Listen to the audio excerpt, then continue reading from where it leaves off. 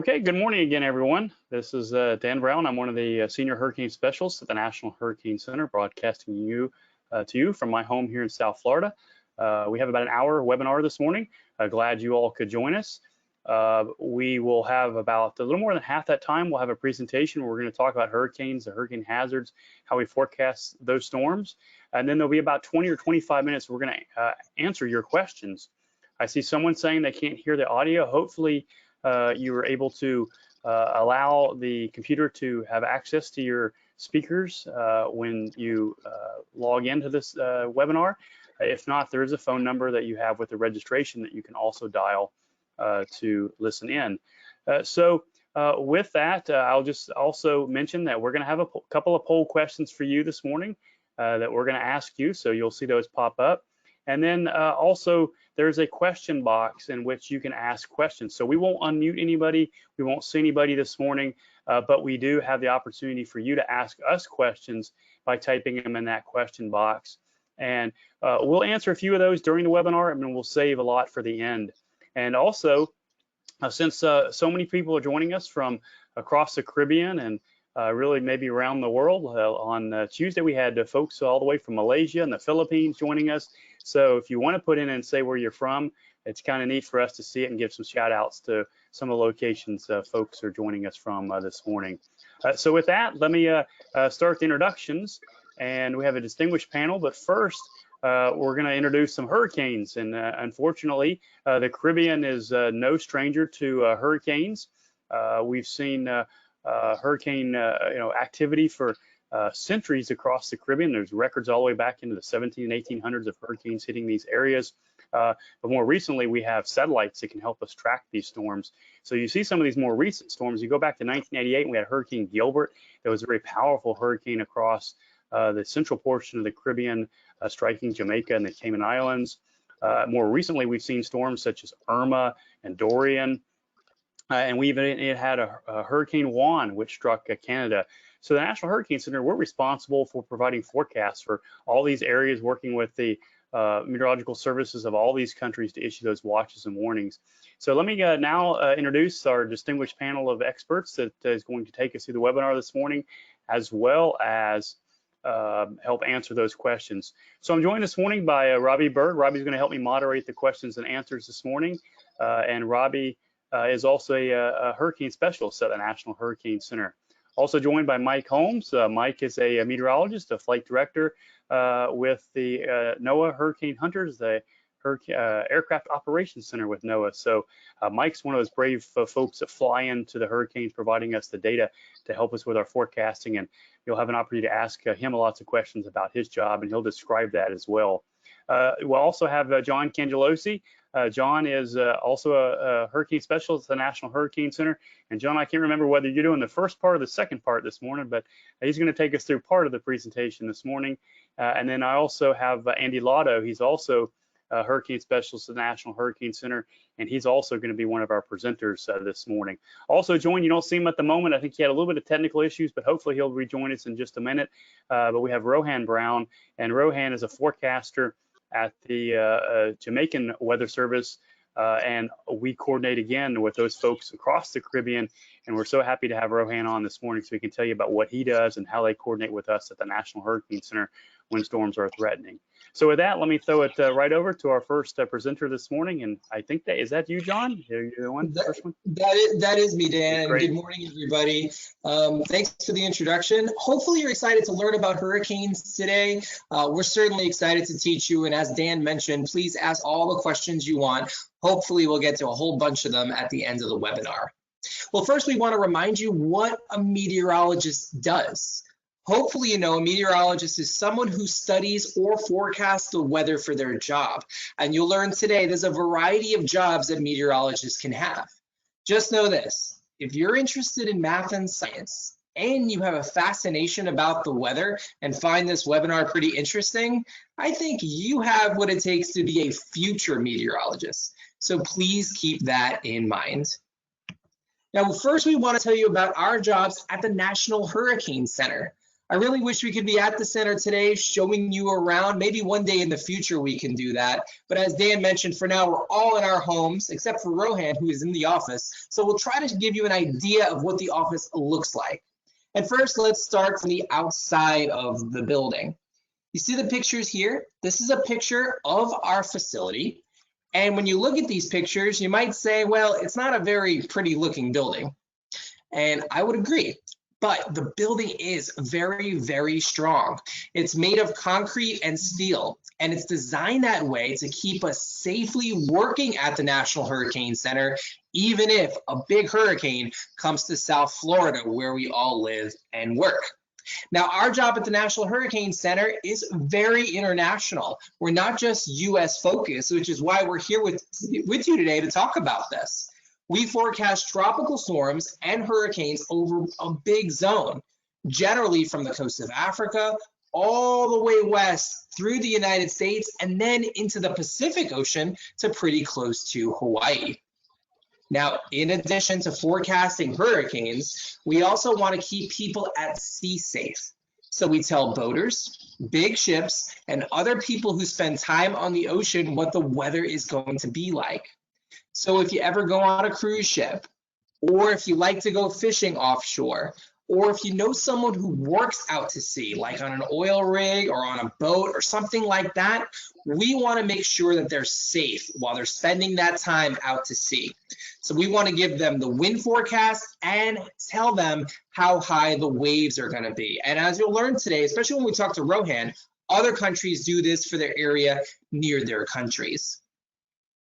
Now, I did mention earlier, and Dan did as well, that the National Hurricane Center is very international.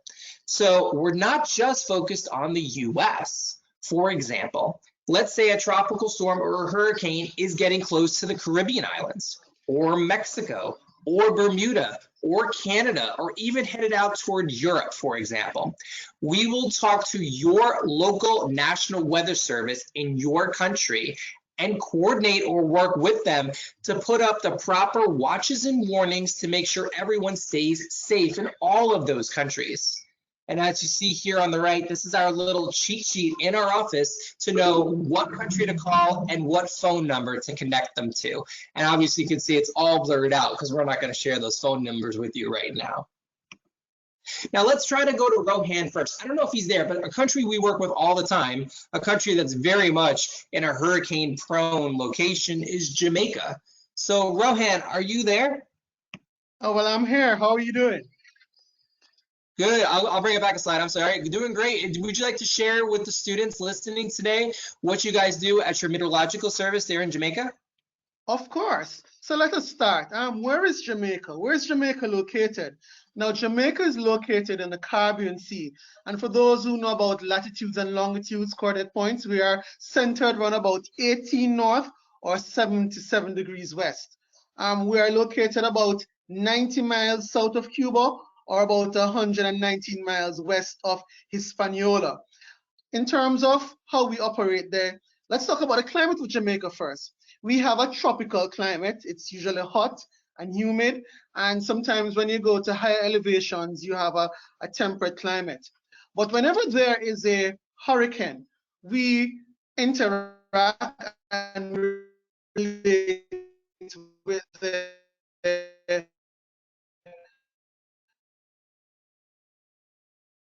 National Hurricane Center.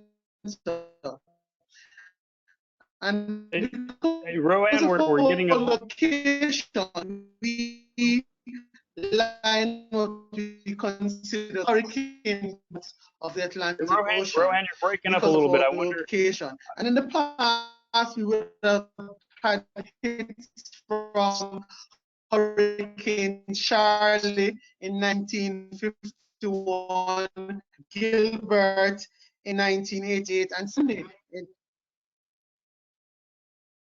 Hey, Rohan, you're breaking up a little bit. I wonder if it's worth turning off your webcam for a second, just speaking, because we could hear you clearly when the webcam wasn't up, and then we can turn you back on in a minute.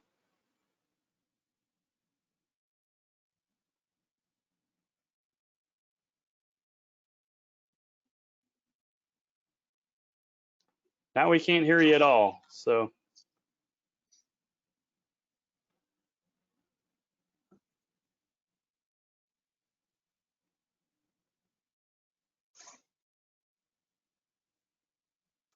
Yeah, we might have to go on to the next slide. We'll go back to Rohan maybe All later. right, we will try to fix the difficulty and we will return to the side in about a few. Can we do that? Hey, Rowan, we can hear you now. I turned off your webcam remotely, so we might be able to just hear your audio if you want to just talk, and we'll turn your webcam back on when you're done. We'll see how the audio goes here.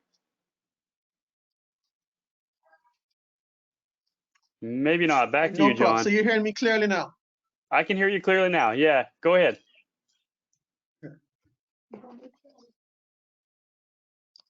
All right, No. so as I was saying, because we're located or centered there,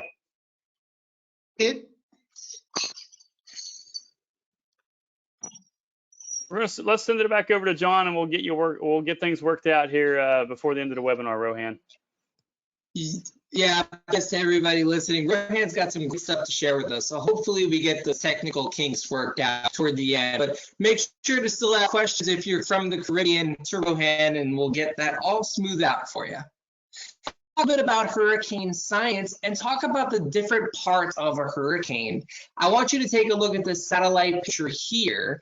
This is of Hurricane Harvey in 2017, which was a Category 4 hurricane that struck Texas. Now, when you look at the picture here on your screen, what catches your eye?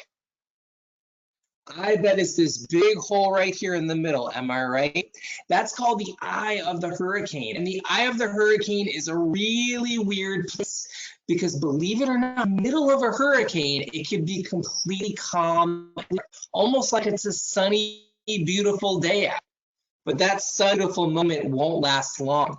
And the reason that is because the worst weather is occurring outside the eye in the area called the eye wall, where you don't want to be in a hurricane, where the winds typically are the strongest and the rain is usually the heaviest. And unfortunately, at the end of the day, where the damage tends to be the worst. Beyond the eye wall, in these zones that I'm circling out here are the rain bands. And the weather can be really gusty and pretty bad in the rain bands too. And another big deal in the rain bands, in certain cases, there can even be some tornadoes. Now I want everybody to just take a big picture look, sort of zoom your eyes out now. Does a hurricane almost look beautiful? Kind of amazing, isn't it? Nature produces something and beautiful things, but a hurricane certainly doesn't look beautiful to us when one hits us on here on the ground. So how do we group hurricanes? You probably know we give hurricanes names. It's how we help communicate about hurricanes, but we also assign them a category or group. Now, how this came to be was these two men that I have here on the screen worked together to design this scale in the middle. It's called the Saffer from Herb Saffer and Simpson Hurricane Wind Scale, where an engineer, Herb Saffer, and a meteorologist, Robert Simpson, worked together to communicate how strong the winds were in a hurricane. Now, let me repeat that. This scale is only connected to the strength of the winds in hurricanes. It doesn't address how much storm surge or rainfall or risk of tornadoes there is. But here's how the scale works. When we say it's a Category 1 hurricane, it means the wind speeds are in this range, between 74 and 95 miles an hour. And as the category goes up, as you see, the wind speeds increase. And by the time you get to the top of the scale, a Category 5 hurricane, the wind speeds are tremendously strong, 157 miles per hour or stronger, which is likely in the hurricane's eye wall. Now, you might notice a subcategory. We call these major hurricanes. Major hurricanes are defined as Category 3s, 4s, and 5s on the scale. Now, you might be wondering, okay, I get the scale, but where do these hurricanes typically go? Let's take a look together. Each line you see here on the screen indicates the path of either a tropical storm or a hurricane. Where the lines turn red and purple indicates where the storms were when they were at their strongest. Now, what I want everybody to do is just take a second and try to locate where you live on this map. Give you a second. Now, here's the bottom line. If you're listening to us today from the Caribbean islands, from portions of Central America or Mexico or Bermuda or even up here in Canada, guess what? History has showed us that your area sees hurricanes. And the bottom line, everybody, is if you live on the western half of the Atlantic Basin, or if you live out here in the Pacific, along the Mexican coast or the Baja California Peninsula, history shows us that hurricanes head your way. So we all have to do our part to get ready for hurricane season, which is pretty much on our doorstep now. All right, so we want to test how much you already know about hurricanes. Are you ready for a quiz? Now, Dan mentioned in the beginning that we're going to ask you some poll questions. So here's how it works. After I read this question, you're going to see a pop-up appear on your screen. And what I want everybody to do when you see that pop-up is to select what you think the correct answer is. So you can actively vote so we can test your hurricane knowledge. Are you ready for your first quiz? Here is the question. When is the Atlantic hurricane season? Do you think the right answer is A, May through November, B, December through April, C, June through November, or do you think it's D, all year long? All right, I think Dan is getting ready. I see the poll is now open. Please select what you think the correct answer is. Thanks, John. I got the poll open. Folks are answering. Got a lot of votes already in. Very quick group today. So I'll give it another 15 or 20 seconds and let everybody vote.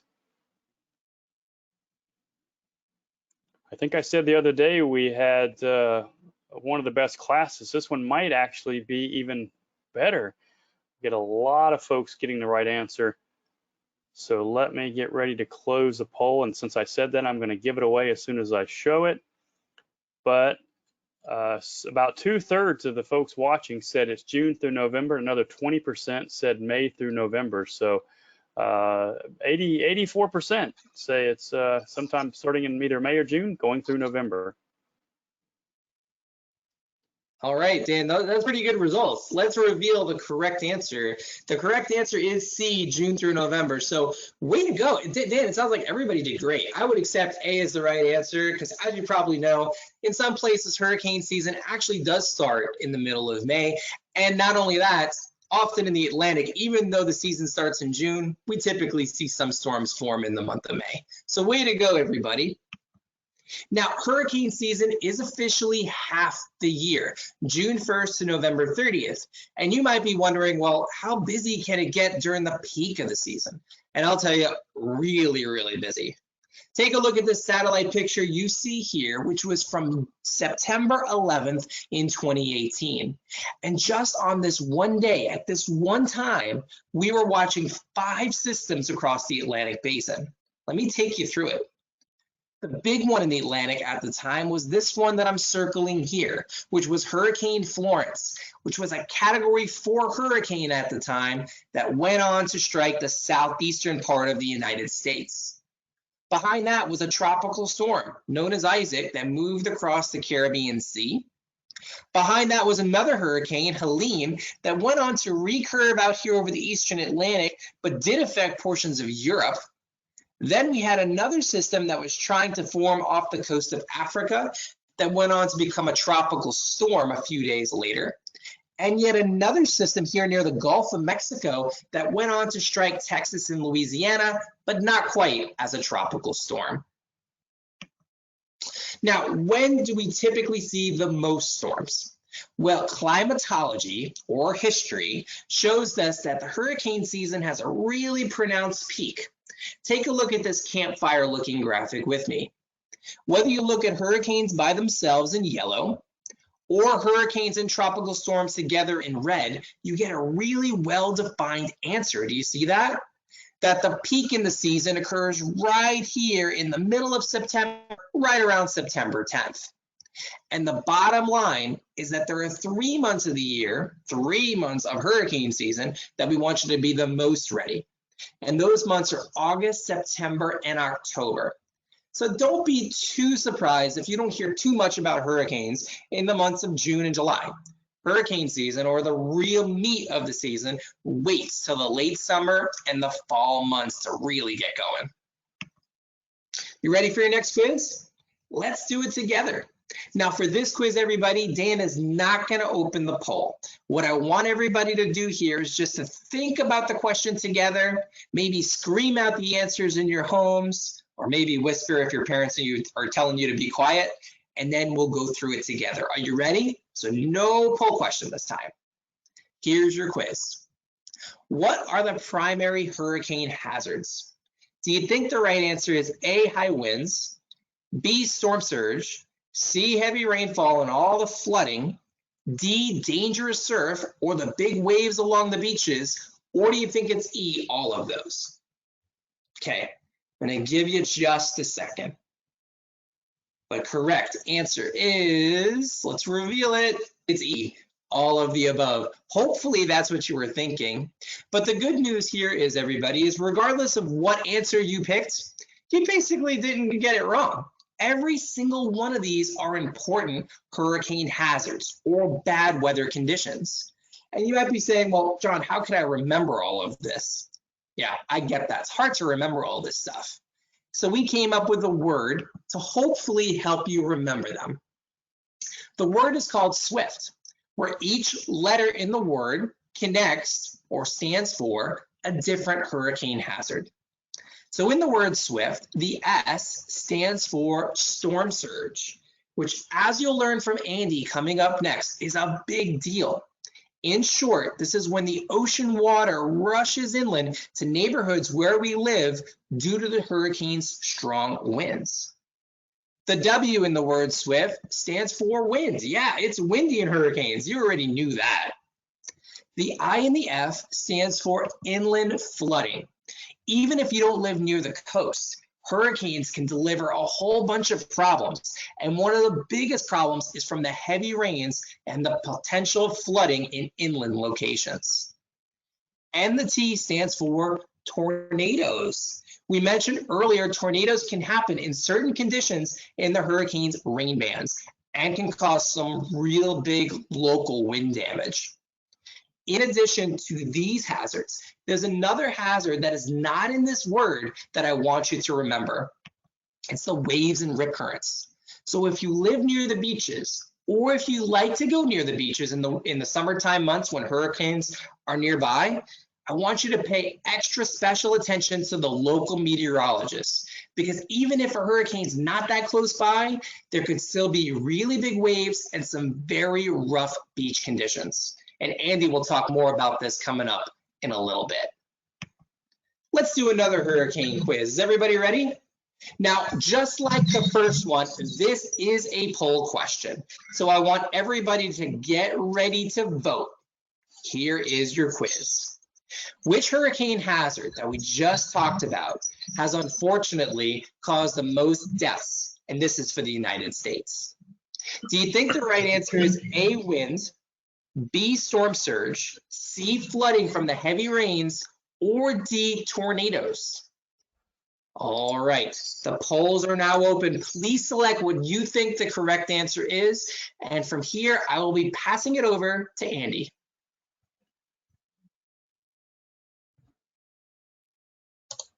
Thanks, John. I have the poll open and watching the votes come in.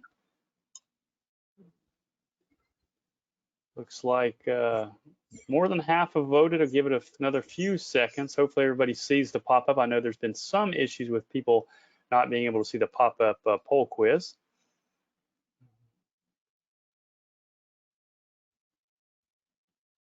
So let me go ahead and close the poll now and share those results. And you can see that about 43% said flooding, another quarter said tornadoes, and another quarter said the storm surge. So only 5% said wind. So Andy, what's the correct answer?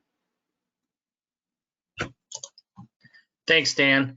So it's interesting that 43% voted for flooding, and I bet you that's because a lot of you folks that live in international areas, you have a higher terrain nearby, and actually that's a very big threat in your area, having flash flooding and whatnot. So it's smart to believe that that is one of the main threats, and it very well might be in your particular location, depending on what your terrain is. For the United States, the correct answer is close to that, but it's actually storm surge. And I'm going to go through some details of why that's the case for the United States, and if you live in an area that's prone to storm surge. So when I grew up, I lived a few miles inland, and I was about 20 feet above sea level. So when a storm approached, wind is what I thought about. I saw the pictures from the media showing the potential devastation. It could tear buildings apart. Wind from hurricanes can send a 2x4 right through a tree. So it's what caught my attention. And so a lot of folks think about the wind, but water is what a lot of people don't think about, but probably should. And you're a smart group, and 43% of you said flooding. Top left-hand corner picture shows people being rescued from floodwaters, from heavy rainfall. The bottom left-hand corner picture John kind of showed earlier was from storm surge from water being pushed inland from a hurricane as it makes landfall. So water is really what kills the most in a hurricane. 9 out of 10 people die from water, not the wind, in the United States in the last several decades. Storm surge accounted for half of the fatalities. Rainfall accounted for 27% of them. The other parts that accounted for the water fatalities were from rip currents. As John mentioned, rip currents are dangerous. Offshore related fatalities from, let's say, boats capsizing. But you see in the pie chart, wind is tornadoes are still a deadly component of hurricanes when they make landfall. I want to show you an example of what storm surge looks like, or what can happen with it. This is from Hurricane Sandy. It was a large hurricane that actually formed in the Caribbean Sea and moved up towards New England back in 2012, and it became a very large storm as it made landfall in New England. So this is what Manhattan looks like, east portion of Manhattan on a typical day. Folks are walking around. There's cars driving around. When Hurricane Sandy made landfall, I want you to pay close attention to the storefront. When the storm made landfall, the water rose a few feet deep in the streets of Manhattan, New York. So normally dry areas had water move in from the ocean and get pushed inland. And so a lot of inundation happened in this area. So folks are probably trapped for several hours in these buildings as the storm moved through. So what makes it so deadly? You might say, well, I might be able to hide from the waves and wind if I'm up in that building. Well, let's say you live in a storm surge vulnerable area. You live in an area that they call an evacuation zone for when hurricanes make landfall. That means there is a high risk that storm surge will reach your home. And so when Hurricane Sandy made landfall, it brought a lot of winds and waves to neighborhoods. So picture yourself at the beach. You're standing in the water. Water's a few feet deep. A 3-foot wave hits you. It can easily knock you over. Well, imagine water several feet deep with waves on top of it moving into a neighborhood. It can cause a lot of destruction. Water's very heavy and can move. When it's moving, it's very powerful. It can easily move homes off their foundations. It can make the homes crumble. And in case you see here, homes were moved a couple hundred feet from probably where they used to be, and some just were completely crumbled altogether. That's why it's so dangerous, because if you fail to evacuate when there's an evacuation order and there's a major hurricane, let's say, coming your way, or not, it doesn't even have to be a major hurricane. Hurricane Sandy was a Cat 1 when it made landfall in New England. If you're in an evacuation zone and there's storm surge and you don't evacuate, you are at risk because there's nowhere to go once the storm is there. Same goes, we've got a flooding rain. So we talk about flooding rains. The difference between the two is that flooding rains are caused by all the heavy rainfall. And so tropical storms themselves, actually, this is 2001, this example I'm going to show you, was a system that never even became a hurricane, but it created a lot of rainfall. So in this kind of case, you have the water running off from your roof into the ditches, into the lakes. They get overwhelmed. They can't handle all the water. In this case, Interstate 10 in Texas basically collected all the extra water. And so these semi trucks you see were several feet deep of water. And so the risk for fatalities from this can be involved in either driving across flooded intersections, getting swept away, the vehicles getting swept away by moving floodwaters, or in this case, standing floodwaters. But at homes, if your home is in a flood risk area, whether it be because of flash flooding or because it's in a low-lying area, know what the risk is, because if a storm's approaching, you might be more inclined to evacuate if there's a heavy rainfall threat. We see a lot of stories in recent history of people having to be rescued from their rooftops because the rainfall was so heavy and their homes flooded. And so John also mentioned tornadoes and waterspouts. So they do occur during hurricanes. A lot of times they can happen in those outer rain bands as storms are initially getting close to your area. And the difference between a tornado and waterspout is simply a waterspout's over water and a tornado is over land. And yes, On the right-hand picture, you see a waterspout is becoming a tornado as it's moving from the water onto land. I also hinted at waves and rip currents being a major player as far as hazards, and this is a very unique hazard. Why is that? Because let's say there's a storm 300 miles off your coast, and it's not even going to ever reach your area. It's going to move in another location. However, when the storm's passing by, it creates these larger waves, kind of like throwing a rock in a pond. It creates ripples, and these waves will reach the coastline even if you're not at risk of being hit by a storm. And these pounding waves, the wave action at a beach, the waves move ashore, and then the water recedes for the next wave, right? So the bottom left-hand corner of your screen shows these channels that form in the sandbars for this water to escape back to the ocean after these waves break, can cause this area where you can get stuck and pulled out to sea when you're at the beach. And that's very dangerous because you're getting pulled into deep waters, and it's very hard to swim against that current back to shore. So there's ways to break the grip of the rip that we show on the right-hand side of the screen here. We can swim parallel to the shore to escape that channel. Now, there's if you live in the U.S., that there's these areas where we have the weather forecast offices issue these rip current statements to kind of highlight the threats, but your local weather office, even internationally, might have something that kind of highlights those hazards. Some beaches have flags that will try to hint to you what the hazards are in the water, because it might be a bright sunny day, but it might be very dangerous to be in the water. So we talked about all these hazards and how hurricanes look and everything, but how do we know where they're going to go, what they're going to do, how strong and big they're going to be? Well, we start off with observations. So on the top right hand of your screen, you see there's a bunch of different ways we get observations, and we look at this information. So we have land stations, we have ships, they transmit observations for like wind and temperature and wave heights to us. Buoys that are floating out there will also send that similar data to us. We have upper air data from weather balloons across the United States and other islands in the regions. We will launch weather balloons, and that data is very helpful to try to determine what environment there is for these storms. Satellites, John showed you this radar loop, the satellite loop of Harvey, very impressive. These satellites, bottom left-hand corner of your screen, can also take these zoomed out shots and kind of tell us what the structure of these storms look like, where they're moving, and we can actually do an intensity estimate of the storm just by looking at a satellite image. If the storm's near the coast, Doppler weather radar can send signals into the storm to help us see the structure of the storm, and actually can try to pick up on the development of tornadoes during a storm. A lot of this information, and we're going to touch base on the recon, by the way, in just a minute. A lot of this information will go into very sophisticated computer models that will help try to simulate where they think the storm's going to go and how strong it's going to become. So one of our duties at the Hurricane Center is to try to determine what information with all these observations coming in are the best observation to determine how strong it currently is and where it's moving, but also try to determine which computer model simulation is the most representative of what we think might actually happen with the storm based on all the ingredients in the atmosphere required to make a storm. I'll touch base on that here briefly. Storms need a lot of moisture, a lot of warm waters, weak winds in the upper atmosphere, meaning the strong storms can form very tall towers. And those few ingredients are very important for hurricane intensification. And so we have to determine which of the models are best picking up on those to determine how strong those storms are going to be and what steering flows might be steering them one way or another. I'm going to hand this over to Mike. I touched base very briefly on reconnaissance aircraft. As far as data is concerned, it's very useful for the hurricane specialists.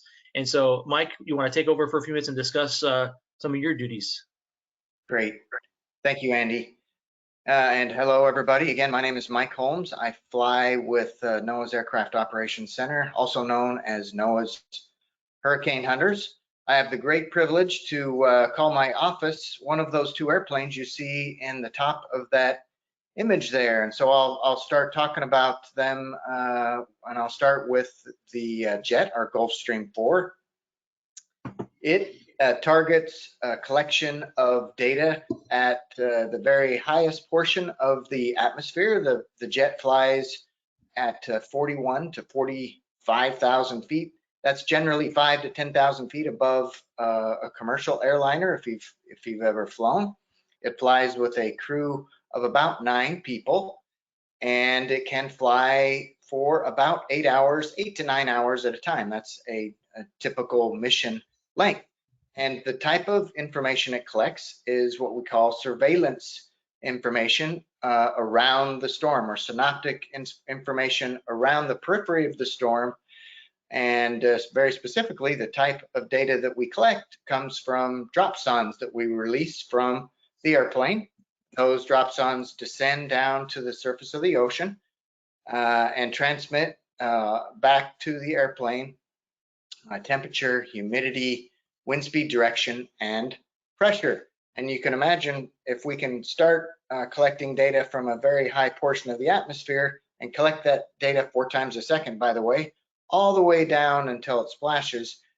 And if we do that all the way around the storm, we can provide a really comprehensive description of the environment that the storm is in. And the Hurricane Center and others the modeling community can use that information to help assess how the environment is going to either change the intensity or change the direction of the storm, etc., and so on. The other airplane I fly in is the P3. That's the top center image. This airplane is a 4-engine turboprop. It has a very different mission. This plane actually flies right through the storm inside the weather. Our altitude is generally between 5 and 10,000 feet. We fly with a crew of around 19 to 20 folks. That includes the people that fly the plane and a team of scientists that we will generally have on board. And it has a much more comprehensive suite of instruments on board. We have 3 radars. We also have other passive sensors that can sense the environment below the airplane and around the airplane. And then, of course, we have drop wind sondes, just like the jet, that we can release and do release inside the storm.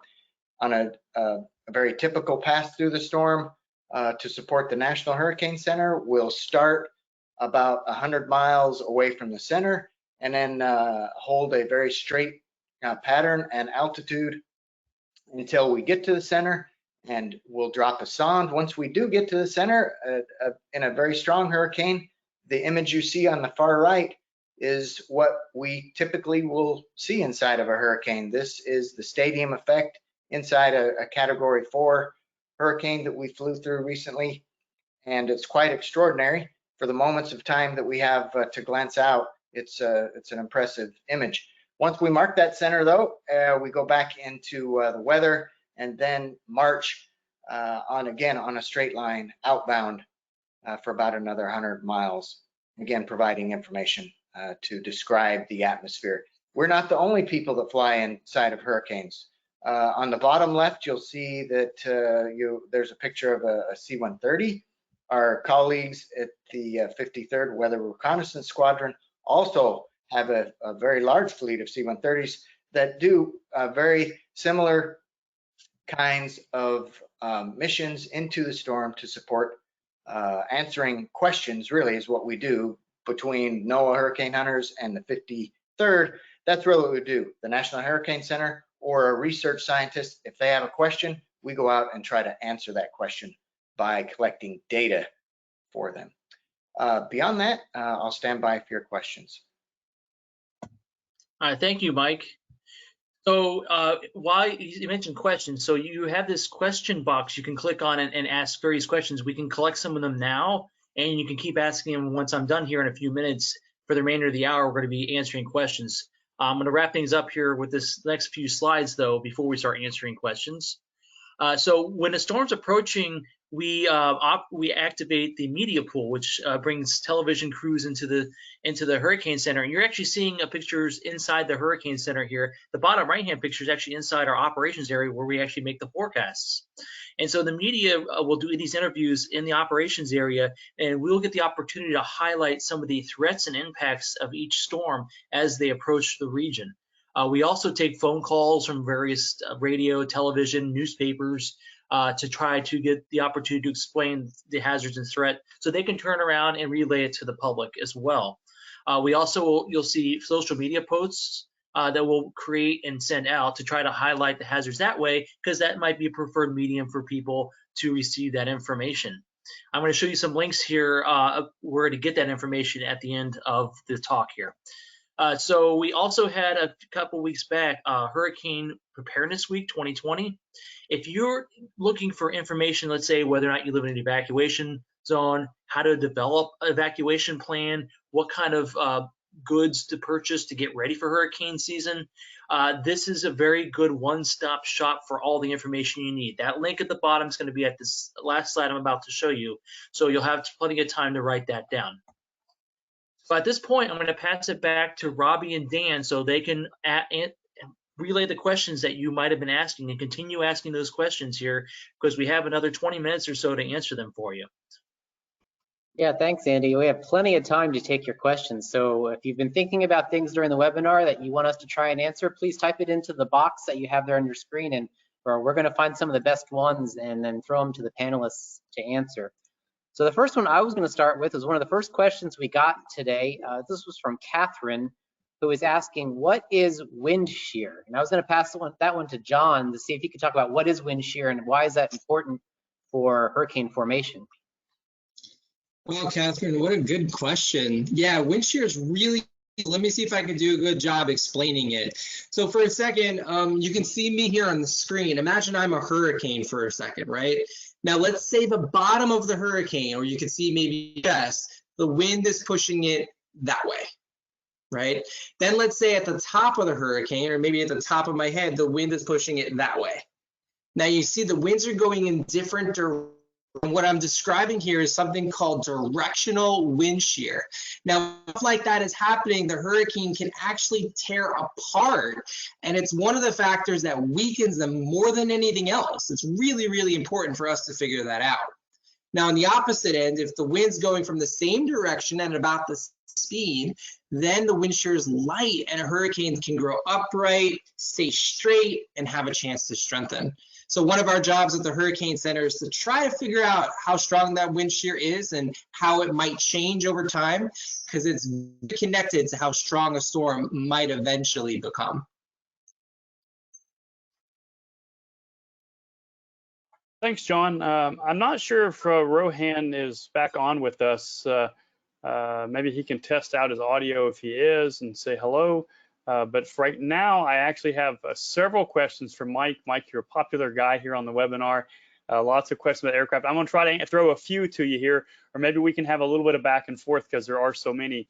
But we had Amelia, and there may be someone else asked the same question about how long is your reconnaissance aircraft flights. There's Ethan asked, is it life risking to do what you do? There is, let's see, Ken's another one that asked how long is that recon flight, and Tara asked what happens to the dropsondes after they get released. So a few for you to get started with. All right, some great questions, Dan. I'll just work through them in order. How long are the flights? On the jet, the high altitude aircraft, we fly for 8 to 9 hours. That's a long time on the jet to be flying around the storm. And it's well over 2,500 miles that we can cover in the course of that 8 hours as we kind of fly around the storm and target areas that either the modeling community or the National Hurricane Center wants to evaluate. And that's really who we take our directions from, the forecasters, again, to answer questions. So going back to the question previously that John just answered, if there's a significant forecast interest in wind shear and they don't have a lot of confidence in the models, then they will ask us to go fly up near that area where there's a question about either the direction of the wind shear or the magnitude of the winds, and we will collect data on that. And that's a great segue to the next question, which is about the drop wind sondes. Those drop wind sondes, again, have a small parachute. We'll release them in that area that is of interest, and they will descend down to the ocean, collecting data all the while. And when they splash into the ocean, I wish I could tell you that we could hunt them down, but we will throw out up to 40, 45 of them in a mission on the jet. And I will also tell you they're relatively small. They're about the size of a paper towel roll, the little cardboard roll inside of there.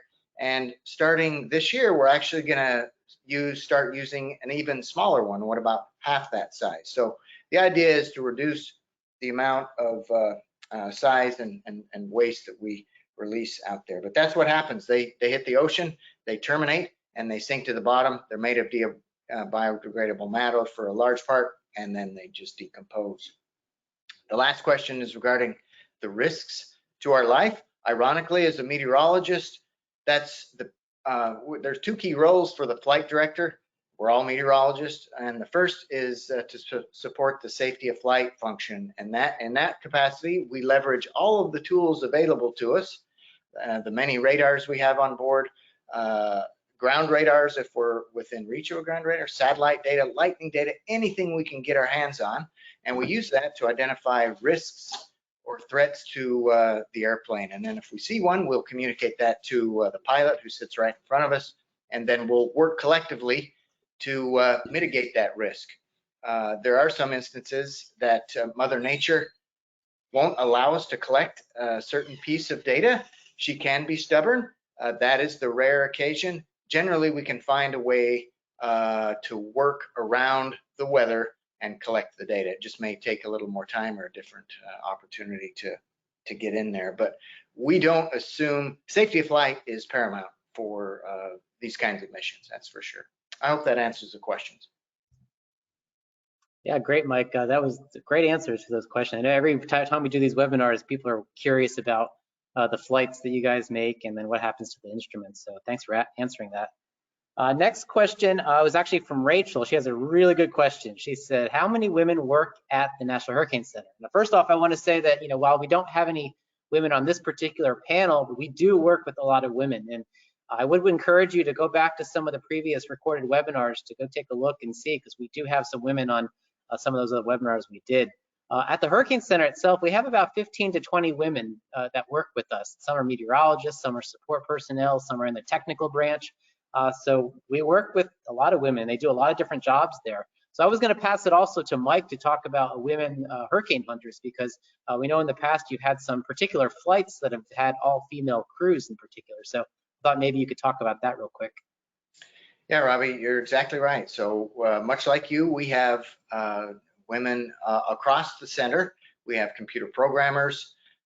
We have pilots. Probably about 25 to 30% of our pilots are women. And so we also have, I would say 25% of our meteorologists are women. And you mentioned just a few seconds ago that some of the previous broadcasts of this program had some of our meteorologists on board. And so, yeah,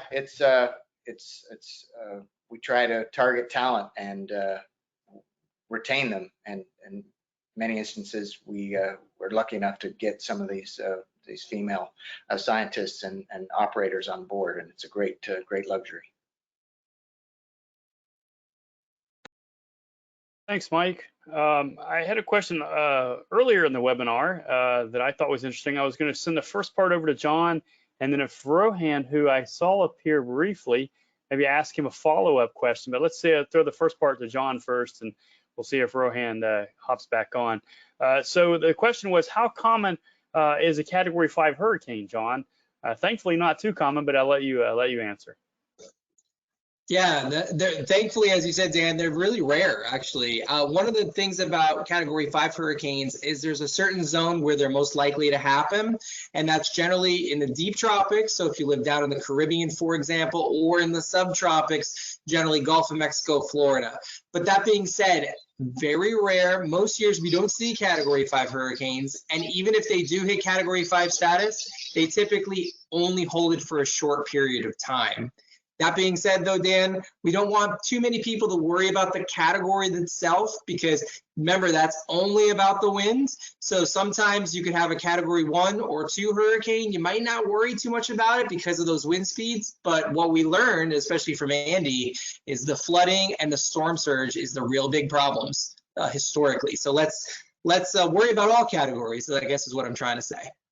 Hey, John, and that's a great segue into what was going to be my second part of that question. Not quite what Ethan asked, but we have Rohan on. Hopefully he can hear me. Hopefully he can answer. If he is, I was going to let him describe. It's not just about the wind in Jamaica. Jamaica is a very mountainous island, and I know they've had significant flooding events from hurricanes. So, Rohan, I know it's something you have to worry about. Hopefully you can answer the question and describe some of those significant events from flooding and how you all help keep people safe when those storms pass by. Well, flooding is an important event during a hurricane for us in terms of the rainfall. We have significant rainfall, and because of the mountain runoff, we tend to get severe flooding. So what we are interested in most times is the predictions in terms of millimeters of rainfall. Are you going to have 200 millimeters of rainfall, 300 millimeters of rainfall? And we share that information with our disaster partners because they need that information to pre-prepare and pre-position supplies elsewhere. So rainfall is a critical factor for us in terms of the hurricane, and the collection in terms of flooding is also important. So what we do, we tend to communicate with the National Hurricane Center to see what their predictions are in terms of the rainfall amounts. And having that rainfall amounts, we put it in our database, in our systems, and we calculate what areas are going to get significantly more flooding than normal. Hey, thank you, Rohan. Next question, Dan, if you'll indulge me, I kind of have two questions I wanted to put together because we have an international audience here. So first question I was going to send to Andy, and Andy, somebody asked about East Pacific storms, actually along the southern coast of Mexico. So wondering if you could talk about how those storms behave, because we do forecast for those. And then once you're done, John, we had some questions about, do we only look at the Atlantic and East Pacific? And I was going to let you address how are they handled around the world? So Andy, you take that first. Okay, sure. So actually the East Pacific is quite active. It actually has typically more storms that develop there than do in the Atlantic basin throughout the year. A lot of those storms, some of them actually originate from the same tropical waves that you might see crossing the Caribbean Sea, and they make it into the East Pacific and then develop once they get over there. The waters south of Mexico are very warm. That area is when storm gets going very quickly. Fortunately, a lot of the times those storms will keep moving on westward and into the open Eastern Pacific. But a lot of times, especially early in the season and late in the season, the steering currents or the high pressure that normally would block storms from curving up towards Mexico will weaken, and those storms can make their way up there. And we have typically at least a few storms a year affect that region. Last year we had some storms that were weak that made landfall there. There was another one that made landfall as a minimal hurricane in western Mexico. There's a major flooding threat in that region. It doesn't have to be, like I showed you the example from Texas, it doesn't have to be a strong storm to cause a lot of fatalities. And you can have these tropical depressions, not even tropical storm force winds, make landfall and cause a lot of landslide, flooding, and related fatalities there. Yeah, and I'll take the second half of that question. It's great. You know, I love that we got like a worldwide audience here with us, everybody. So the National Hurricane Center, as Andy said, we cover just sort of the side of the world that we live on. So the Atlantic and East Pacific basins, as Andy said. But what about places like Hawaii? Well, there's something called the Central Pacific Hurricane Center that is still U.S. run that covers the area near Hawaii. But if you were going to the West Pacific, then there's two centers. There's the Japanese Meteorological Agency that covers that area in all of the West and Northwestern Pacific. If you go south, then there's areas like an Indian Meteorological Service. You go south of there, down south of the equator, there's the Australians Meteorological Service. The thing about hurricanes, and that call different things in different parts of the world, is it's a real worldwide effort to keep everybody safe. I think one of the coolest things about a meteorologist is that's our main job. And we work worldwide for tropical cyclone forecasting, as we call it, with all of the centers that I described.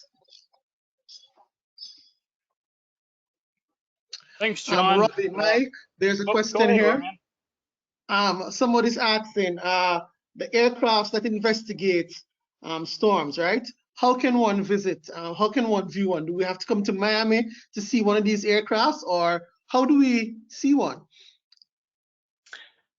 Great question. I didn't, at my introduction, I should have told you, I live in Lakeland, Florida, and that's our home base in Lakeland, Florida. Of course, during the tropical season and when storms form up, we will deploy the aircraft I described to you as far east as Barbados and then fly toward Africa. Can't quite get there, but we can get about 3 hours out that way and fly in storms. And then we can go as far out to the west as Hawaii as a launching point and reach out into the tropical Pacific to fly into storms. If you want to visit the Aircraft Operations Center, I can share a link with our public affairs officer, and we do tours. It would be, you know, this COVID business will have to be done, but generally in more normal times, we do quite a number of tours to the general public. And so, yes, you can walk through our airplanes, and I would encourage anybody to do that.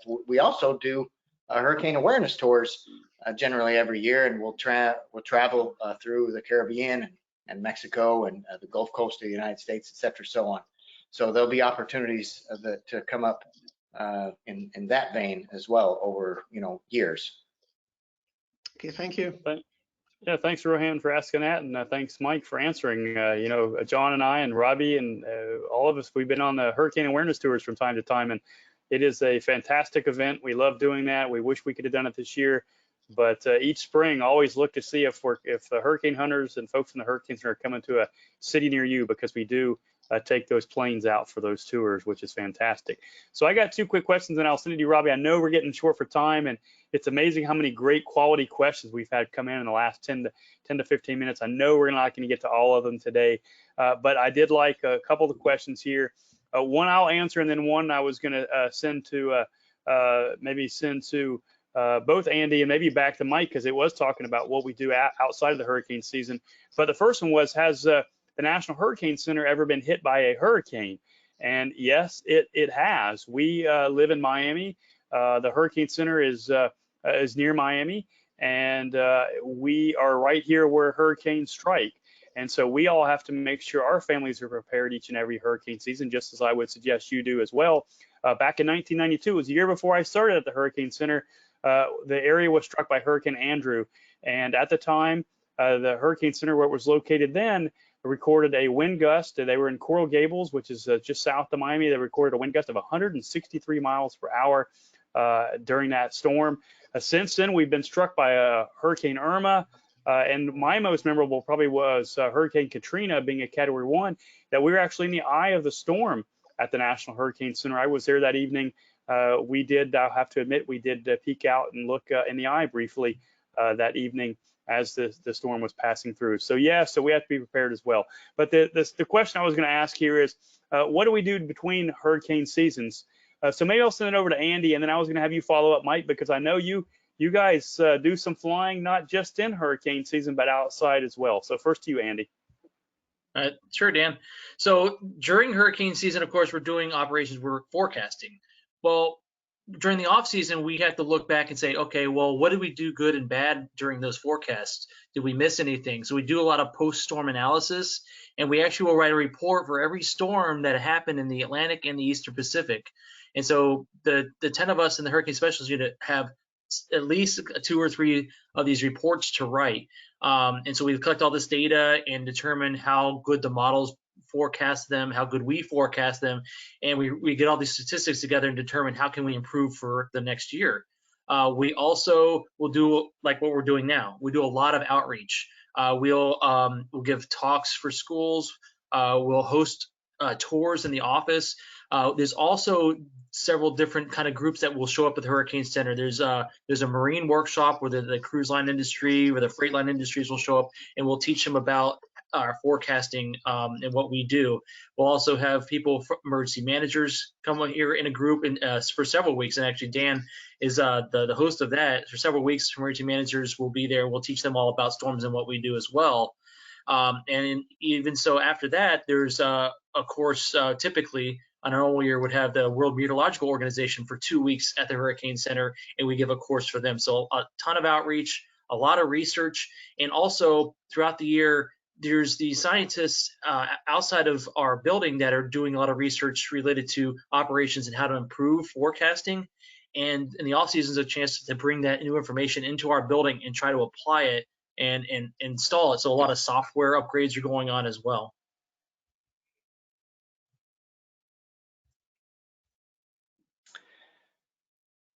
All right, Andy, and I guess I'll speak to the aircraft part. So the short answer is the airplanes, the P3, the 2 P3s we have, and the jet are busy during the off season, we'd call it. You know, after November 30th, we go into our winter projects, and so I'll just describe a couple. The P3 supported or supports every year a project flying out of somewhere in the North Atlantic.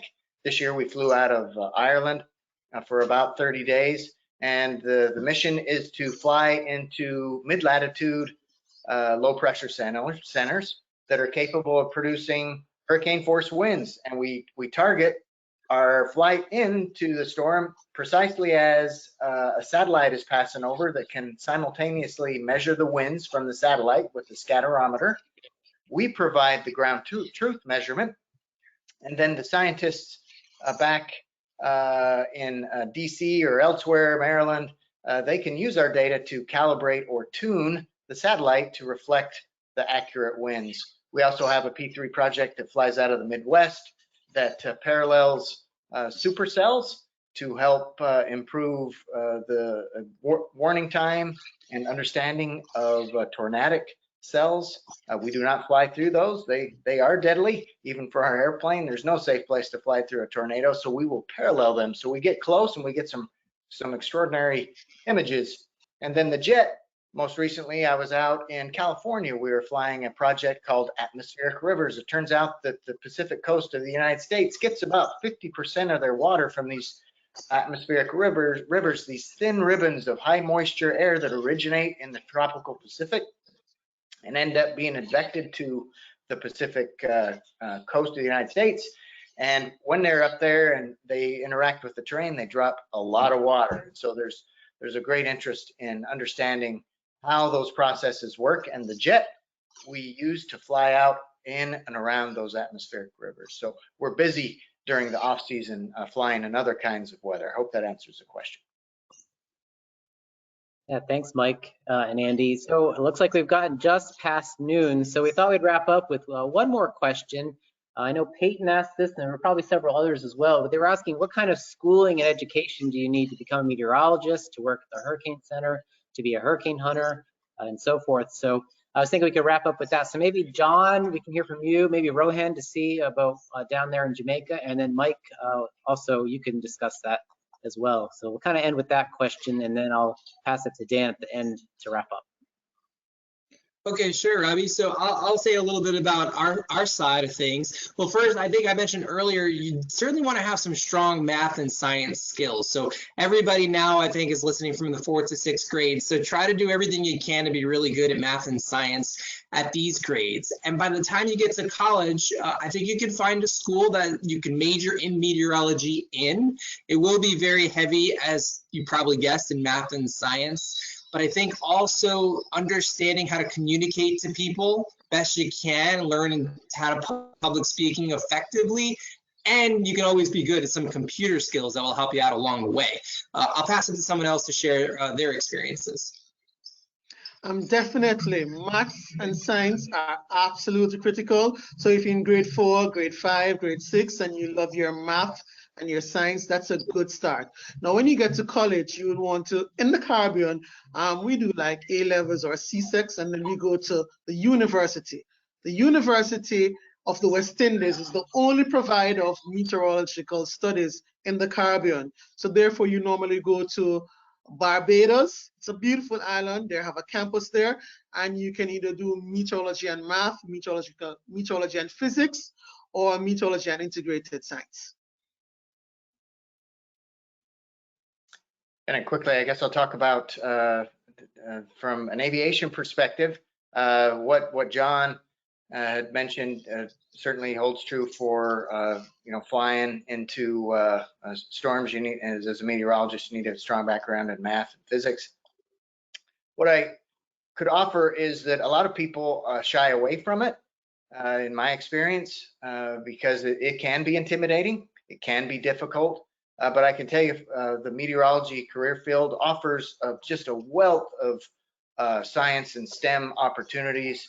I know a number of my colleagues who started out as meteorologists that ended up going down a computer science track.